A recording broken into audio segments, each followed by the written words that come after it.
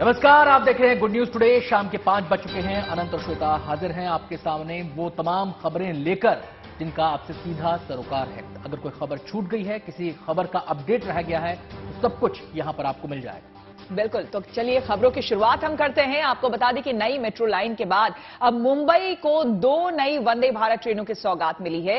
प्रधानमंत्री मोदी ने आज दिन में 2:45 पर मुंबई से 2 नई वंदे भारत ट्रेनों को हरी झंडी दिखाकर रवाना किया है। इन ट्रेनों से मुंबई से शिरडी और सोलापुर जाना अब ज्यादा आसान हो जाएगा और समय भी कम लगेगा। आज शुरू हुई एक वंदे भारत मुंबई से शिरडी जाएगी।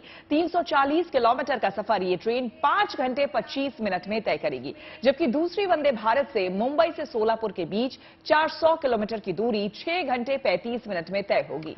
अब तक देश को 10 वंदे भारत ट्रेनों की सौगात मिल चुकी है। अलग अलग राज्यों में शुरू हुई ये ट्रेनें यात्रियों को पसंद आ रही हैं। महाराष्ट्र के मुंबई से गुजरात के गांधीनगर के बीच एक वंदे भारत पहले से चल रही है। आज मुंबई से शुरू हुई वंदे भारत ट्रेनों में एग्जीक्यूटिव और चेयर कार मिलाकर 16 कोच हैं। इन ट्रेन में 1128 यात्री सफर कर सकेंगे। आपको बता दें कि इन 2 ट्रेनों को जो आज शुरू की गई हैं, जो सौगात महाराष्ट्र को मिली, इनकी खासियत एक और है। वो खासियत ये है कि ये 2 पहली ऐसी वंदे भारत ट्रेन हैं जो इंटरस्टेट चल रही हैं, मतलब एक राज्य के भीतर ही 2 अलग अलग शहरों को जोड़ रही हैं। इससे पहले इंटरस्टेट ये ट्रेनें चलती थी, यानी कि एक स्थान से, एक राज्य से दूसरे राज्य के बीच ये ट्रेनें ट्रेवल करती थी। लेकिन ये पहली 2 वंदे भारत ट्रेन हैं जो एक ही राज्य के अंदर एक शहर से दूसरे शहर के बीच चल रही हैं। के बीच में ये गाड़ी मुंबई से अब बुलेट ट्रेन प्रोजेक्ट भी रफ्तार पकड़ने वाला है। दरअसल बॉम्बे हाईकोर्ट के आदेश के बाद national high speed rail corporation limited को बुलेट ट्रेन प्रोजेक्ट के लिए मुंबई के विक्रोली इलाके में जमीन पर कब्जा मिल गया है। अब अगले 2 से 3 महीने में यहां काम शुरू हो जाएगा। बुलेट ट्रेन परियोजना के लिए मुंबई के विक्रोली इलाके में एक कंपनी के स्वामित्व वाली जमीन के अधिग्रहण को लेकर कानूनी विवाद चल रहा था। अदालत के फैसले के बाद मुंबई में जिस जमीन का अधिग्रहण बुलेट ट्रेन के लिए किया गया है, वहां पर अंडरग्राउंड टनल बोरिंग मशीन्स के लिए शाफ्ट बनाने में मदद मिलेगी। मुंबई से अहमदाबाद के बीच 508 किलोमीटर की रेल की पटरी में से 21 किलोमीटर भूमिगत रहेगी। भूमिगत सुरंग का एक एंट्री पॉइंट विक्रोली में इस जमीन पर होगा। तो जाहिर सी बात है, ऐसा हो जाने से बुलेट ट्रेन की रफ्तार से लोगों को यहां पर बड़ी आसानी होगी। खास करके जो ट्रेडर्स हैं, जो व्यवसायी हैं, उनके लिए भी यह सफर आसान भी होगा और व्यापार के लिए भी सुगम होगा। और बढ़ेंगे आगे, आपको बता दें कि उत्तर प्रदेश में निवेश का महामेला सज चुका है। आज प्रधानमंत्री मोदी ने ग्लोबल इन्वेस्टर्स समिट का उद्घाटन किया है। उत्तर प्रदेश इन्वेस्टर्स समिट को भारत के ग्रोथ का नया इंजन बताया जा रहा है, जिसमें जापान, ऑस्ट्रेलिया, फ्रांस और यूएई समेत 13 देशों के प्रतिनिधि हिस्सा ले रहे हैं। सबसे ज्यादा कंपनियां अमेरिका से इस इन्वेस्टर्स समिट में पहुंची है। इन्वेस्टर्स समिट में करीब 25 लाख करोड़ से भी ज्यादा निवेश आने की उम्मीद जताई जा रही है। इन्वेस्टर समिट में यूपी के लिए मुकेश अंबानी ने बड़ा ऐलान किया है। मुकेश अंबानी ने कहा है कि राज्य में रिलायंस और जियो 75,000 करोड़ रुपए का निवेश करेगा। इस साल के अंत तक यूपी के सभी जिलों में 5G सर्विस शुरुआत करने का भी ऐलान किया गया है। यूपी इन्वेस्टर समिट में अब तक 17,000 से ज्यादा MOU साइन हो चुके हैं। इसको लेकर पूरा यूपी उत्साहित है। यह समिट 12 फरवरी तक चलने वाला है।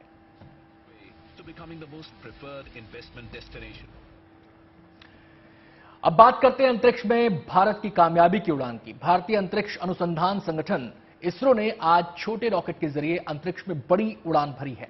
इसरो के श्रीहरिकोटा अंतरिक्ष केंद्र से आज सुबह स्मॉल सैटेलाइट लॉन्च व्हीकल यानी SSLV-D2 लॉन्च कर दिया गया। इसके जरिए अर्थ ऑब्जर्वेशन सैटेलाइट EOS-07 अंतरिक्ष में भेजा गया। साथ में 2 और सैटेलाइट पृथ्वी की निचली कक्षा में स्थापित किए गए हैं। इनमें से एक अमेरिका का जानुस 1 सैटेलाइट है और दूसरा भारत के स्टार्टअप स्पेस किड्स का आजादी सेट 2 है, जिसे 750 स्कूली बच्चों ने मिलकर तैयार किया है। 49 किलोमीटर। आपको बता दें कि भारत के अंतरिक्ष वैज्ञानिकों को इस पल का बड़ी बेसब्री से इंतजार था। इसरो ने पिछले साल 7 अगस्त को भी इसी रॉकेट को लॉन्च किया था, लेकिन आखिरी स्टेज में कुछ तकनीकी गड़बड़ी की वजह से सैटेलाइट सही कक्षा में स्थापित नहीं हो पाया। पिछले अनुभव से सबक लेते हुए इसरो ने इस लॉन्च में गड़बड़ी की कोई गुंजाइश ही नहीं छोड़ी। एसएसएलवी ने महज 15 मिनट की उड़ान के बाद ही और सफलतापूर्ण तीनों सैटेलाइट को उत्थापन सही SSLV कक्षा में D2 स्थापित करने में पहुंच अभियान का कामयाबी हासिल की है। अपनी उद्दिष्ट कक्षा की ओर SSLV D2 US-7 मिशन हम देख रहे हैं। इसके सभी तंत्र। चलिए अब एक और शानदार खबर आपको दिखाते हैं। बेंगलुरु में 13 फरवरी से 14वां एरो इंडिया शो होने जा रहा है, जिसमें रक्षा क्षेत्र में भारत की आत्मनिर्भरता की झलक मिलेगी। प्रधानमंत्री इसका उद्घाटन करेंगे। खास बात यह है कि इस बार एरो इंडिया शो में डीआरडीओ की ओर से स्वदेश में ही विकसित नवीनतम प्रौद्योगिकी और प्रणालियों की नुमाइश की जाएगी। एरो इंडिया शो के दौरान हिंदुस्तान एरोनॉटिक्स लिमिटेड भी next generation supersonic trainer LCA twin seater variant Hawk i और HTT-40 एयरक्राफ्ट की नुमाइश करेगा। हिंदुस्तान एरोनॉटिक्स की ओर से इस दौरान 15 हेलीकॉप्टर्स की यूनिक आत्मनिर्भर फॉर्मेशन फ्लाइट भी डिस्प्ले की जाएगी। एरो इंडिया शो 17 फरवरी तक चलेगा।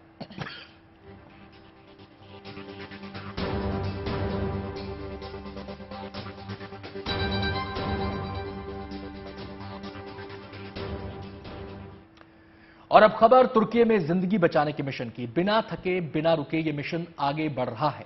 इंसानी हौसले किस कदर बुलंद हैं, ये मिशन उसकी मिसाल है। इंसानियत पर दुनिया कायम है, ये मिशन यही सीख देता है। इसी इंसानियत की कई कहानियां तुर्की से लेकर सीरिया तक फैली हुई हैं। हम आपको दिखा रहे हैं रेस्क्यू ऑपरेशन की कुछ खास तस्वीरें। तुर्की के हताय में 90 घंटे से ज्यादा वक्त तक मलबे में दबी महिला को सुरक्षित बाहर निकाला गया तो लोगों के आंसू छलक आए। वहीं तुर्की के दियारबाकर इलाके में 6 साल के बच्चे को बचाव दलों ने बड़ी मशक्कत के बाद मलबे से बाहर निकाला। ये बच्चा करीब 80 घंटे से ज्यादा समय से मलबे में दबा हुआ था।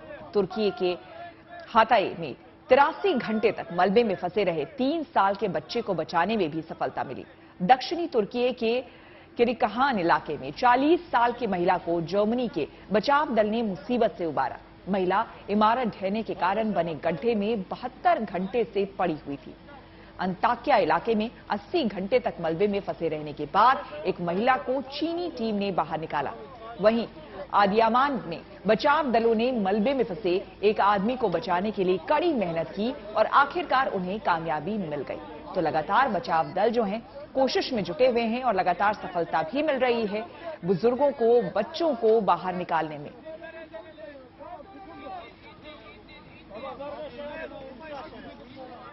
तुर्की के भूकंप प्रभावित इलाकों में सिर्फ इंसान ही नहीं बल्कि बेजुबान प्राणियों का भी रेस्क्यू किया जा रहा है। बचाव मिशन की बेहतरीन तस्वीरें तुर्की के इस्केंदरून से सामने आई है। यहां बचाव दलों ने एक कुत्ते और तोते को भी मलबे से निकाला और उनकी जान बचा ली। इससे पहले एक बिल्ली का भी इसी इलाके से रेस्क्यू किया गया था। राहत और बचाव टीम लगातार मलबे में दबे लोगों और अन्य जीवों को नया जीवन देने में जुटी हुई है। आलम यह है कि दिन हो या रात मलबे के ढेर के बीच जिंदगी की तलाश जारी है।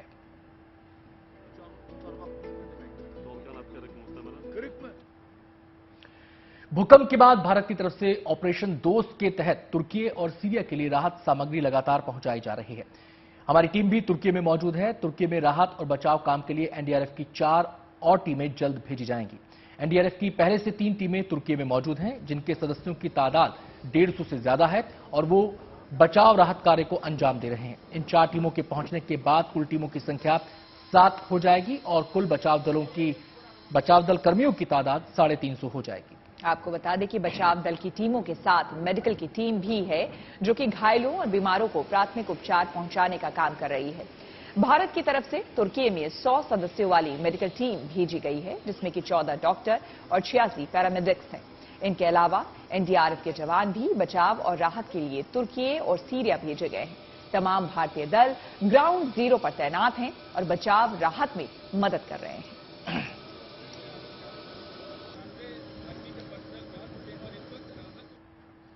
भारत से तुर्की भेजी गई टीम में महिला ऑफिसर मेजर बीना तिवारी भी शामिल हैं। आपको बता दें, एक बुजुर्ग महिला को गले लगाती मेजर बीना तिवारी की तस्वीरें इन दिनों वायरल हो रही है। मानव सेवा से बड़ी सेवा और कोई नहीं होती है और इसी को चरितार्थ कर रही ये तस्वीर है।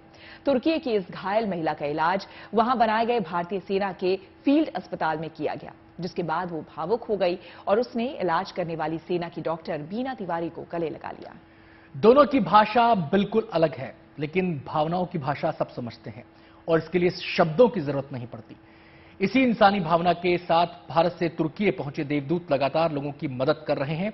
मेजर तिवारी तुर्की के भूकंप पीड़ित स्थानीय बच्चों और महिलाओं के बीच काफी लोकप्रिय हैं। जिस अस्पताल में वो तैनात हैं, वहां बड़ी संख्या में लोग इलाज के लिए आ रहे हैं और भारतीय डॉक्टर्स और पैरामेडिक्स की मदद से काफी खुश हैं।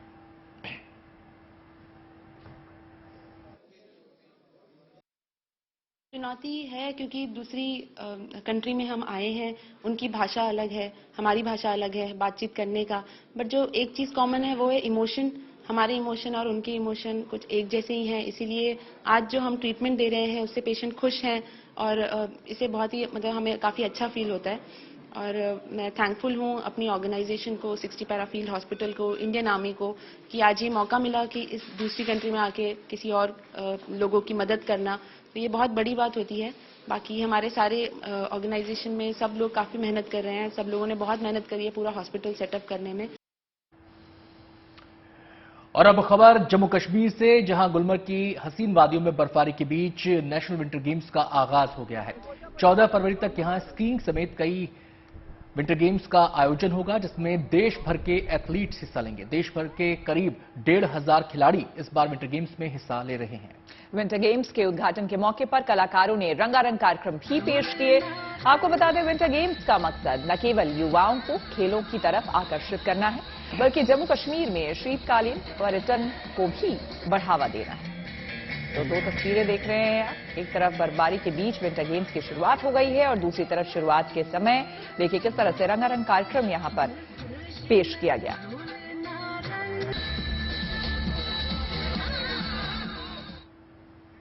और हिमाचल प्रदेश के लाहौल स्पीति में एक बार फिर से बर्फबारी हुई है। हिमपात की ये तस्वीरें आपको जो हम दिखाने जा रहे हैं वो धरती पर किसी जन्नत से कम नहीं है। घरों और सड़कों पर बर्फ की मोटी चादर बिछ गई है। आसमान से जमीन पर गिर रही बर्फ के फाहों ने लाहौल स्पीति का नजारा और भी खूबसूरत बना दिया है। मौसम विभाग ने अगले 2 दिन के लिए लाहौल स्पीति और मनाली में बर्फबारी का अनुमान जताया है। इसके साथ ही ऊंचाई वाले इलाकों में हिमस्खलन को लेकर भी अलर्ट जारी किया गया है।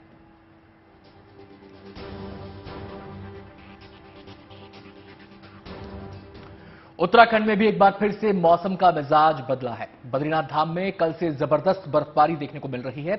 यहां अब तक 2 फीट से ज्यादा बर्फबारी हो चुकी है। इसके चलते जबरदस्त सर्दी का सामना करना पड़ रहा है। बद्रीनाथ धाम में अभी आईटीबीपी के जवान और बद्री केदार मंदिर समिति के सुरक्षाकर्मी मौजूद हैं। मौसम विभाग ने पहले ही पहाड़ों में 2 दिनों तक बर्फबारी का अलर्ट जारी किया था, जो एक बार फिर सच साबित होता हुआ दिखाई दे रहा है। बद्रीनाथ धाम सहित चमोली के तमाम ऊंचाई वाली जगहों पर एक बार फिर से बर्फबारी का दौर जारी है। जोशीमठ में रुक रुक कर कल देर रात से ही बारिश हो रही है, तो बद्रीनाथ, हेमकुंड साहिब और औली में लगातार बर्फबारी हो रही है। मौसम विभाग ने पहले पूर्वानुमान किया था, जताया था उन्होंने कि ऊंचाई वाले इलाके यानी कि पहाड़ी इलाकों में बर्फबारी होगी, जिससे कि आने वाले दिनों में जो मैदानी इलाके हैं वहां ठंड एक बार फिर से लौट सकती है। तो जो तस्वीरें हैं वो बद्रीनाथ की आपको हम दिखा रहे हैं कि देखिए किस तरह से यहां पर एक बार फिर से हिमपात की खबर सामने आई है। रुक रुक कर बारिश भी हो रही है। और उत्तराखंड में चारधाम यात्रा की इच्छा रखने वाले तीर्थयात्रियों के लिए अच्छी खबर है। इस बार चारधाम यात्रा के लिए तीर्थयात्री 20 फरवरी से रजिस्ट्रेशन करवा सकते हैं। यात्रियों को यात्रा करने के लिए रजिस्ट्रेशन जरूर करवाना होगा। केदार घाटी के ज्यादातर होटल, लॉज भी एडवांस में ही 2 महीने के लिए बुक हो चुके हैं। ऐसे में जो लोग पहले ही होटल, लॉज बुक कर चुके हैं, उन्हें भी 20 फरवरी के बाद आवश्यक रूप से यात्रा का रजिस्ट्रेशन कराना होगा। चारधाम यात्रा 20 अप्रैल के बाद शुरू हो रही है। इसकी तैयारियां तेज कर दी गई हैं। इस बार की यात्रा शुरू होने से लगभग 2 माह पहले ही यात्रियों को ऑनलाइन रजिस्ट्रेशन कराने की सुविधा दी जा रही है। पिछले वर्ष रिकॉर्ड संख्या में तीर्थयात्री चारधाम पहुंचे थे। वहीं बहुत से यात्री ऐसे भी थे जो बिना रजिस्ट्रेशन कराए ही यहां पहुंच गए थे। ऐसे यात्रियों को आधे रास्ते से बिना दर्शन किए ही वापस जाना पड़ा था। दरअसल इस पूरी कवायद का मकसद एक ही है, वो ये कि यात्रियों की संख्या का सही अनुमान लगाया जा सके और उनकी संख्या के मुताबिक वहां पर इंतजामात को और दुरुस्त किया जा सके, व्यवस्थाओं को और दुरुस्त किया जा सके और साथ ही साथ ये भी देखा जा सके कि कितनी संख्या में यात्री वहां पर पहुंचे हैं। और लगातार इसको लेकर प्रयास किए जा रहे थे। अब कहा जा रहा है कि यात्रियों को पर्याप्त समय दिया गया है जिससे कि वो समय पर रजिस्ट्रेशन करा सकते हैं, जिससे उनको भी दिक्कत ना हो और प्रशासन को भी इंतजाम करने में परेशानी ना हो। 12 ज्योतिर्लिंगों में से एक देवघर के बाबा बैद्यनाथ धाम में महाशिवरात्रि को लेकर तैयारियां तेज हो गई हैं। महाशिवरात्रि पर यहां लाखों की संख्या में श्रद्धालु बाबा भोलेनाथ को जल चढ़ाने पहुंचते हैं। जलाभिषेक में किसी को परेशानी ना हो और लोग आसानी से दर्शन पूजन कर सकें, इसके लिए यहां खास इंतजाम किए जा रहे हैं। आपको बता दें, जल्दी दर्शन के लिए मंदिर में शीघ्र दर्शनम कूपन की व्यवस्था की गई है, जो कि महाशिवरात्रि के एक दिन पहले से ही मिलना शुरू हो जाएगा। कूपन के लिए अतिरिक्त 6 काउंटर खोले जाएंगे। शीघ्र दर्शनम कूपन के माध्यम से श्रद्धालु कम समय में बाबा पर जल अर्पण कर पाएंगे। महाशिवरात्रि के कूपन की कीमत 500 रुपए रखी गई है। भीड़ पर नियंत्रण के लिए अतिरिक्त पुलिस बल की भी तैनाती की जाएगी।